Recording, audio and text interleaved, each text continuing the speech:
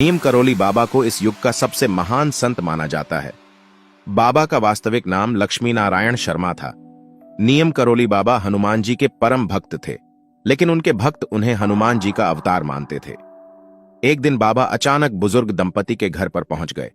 इसके बाद बाबा ने कहा कि वह रात में यहीं रुकेंगे, लेकिन बुजुर्ग दंपति गरीब थे और वे सोचने लगे कि अगर बाबा रुके तो सत्कार और सेवा के लिए उनके पास कुछ नहीं है।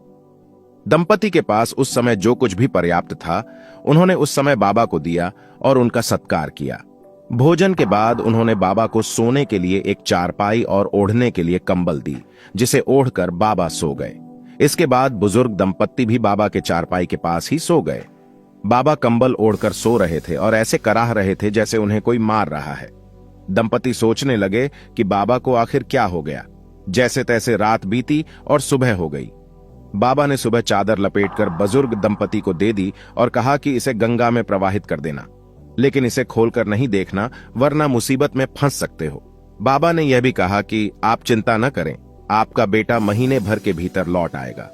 चादर लेकर जाते समय दंपति को ऐसा महसूस हुआ कि चादर में कुछ लोहे जैसा सामान है, लेकिन बाबा ने तो खाली चादर दी थी। बाबा ने चादर खोलने को मना किया था, इसलिए दंपति ने बिना उसे खोले वैसे ही नदी में प्रवाहित कर दिया। बाबा के कहेनुसार 1 महीने बाद बुजुर्ग दंपति का बेटा भी बर्मा फ्रंट से घर लौट आया। यह दंपति का इकलौता बेटा था, जो कि ब्रिटिश फौज में सैनिक था और दूसरे विश्व युद्ध के समय बर्मा फ्रंट पर तैनात था। बेटे को घर पर देख बुजुर्ग दंपति की खुशी का ठिकाना नहीं रहा, लेकिन बेटे ने अपने माता पिता को ऐसी घटना के बारे में बताया जिसे सुनकर वो हैरान रह गए।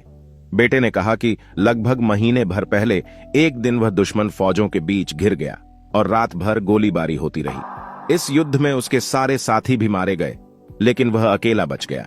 बेटे ने कहा कि मैं कैसे बच गया, यह मुझे भी मालूम नहीं। उसने कहा कि उस पर खूब गोलीबारी हुई, लेकिन एक भी गोली उसे नहीं लगी। रात भर वह जापानी दुश्मनों के बीच लड़ता रहा और जीवित बच गया। दरअसल यह वही रात थी जिस रात करोली बाबा बुजुर्ग दंपति के घर आए और रुके थे। बुजुर्ग दंपति की आंखें भर आईं। साथ ही दंपति बाबा के चमत्कार को भी समझ गए थे।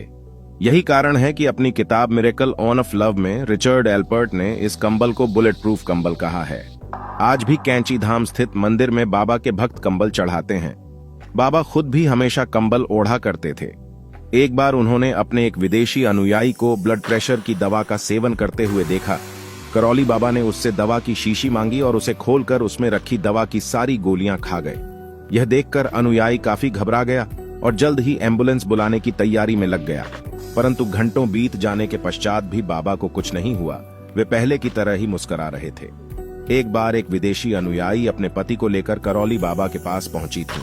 उस विदेशी महिला का पति बाबाओं को नहीं मानता था और न ही उसका धर्म में विश्वास था, परंतु पत्नी के कहने पर वह यहाँ आया था। वह व्यक्ति आश्रम और करौली बाबा को देखकर सोचने लगा कि इन साधारण से व्यक्ति के पीछे मेरी पत्नी पागल है।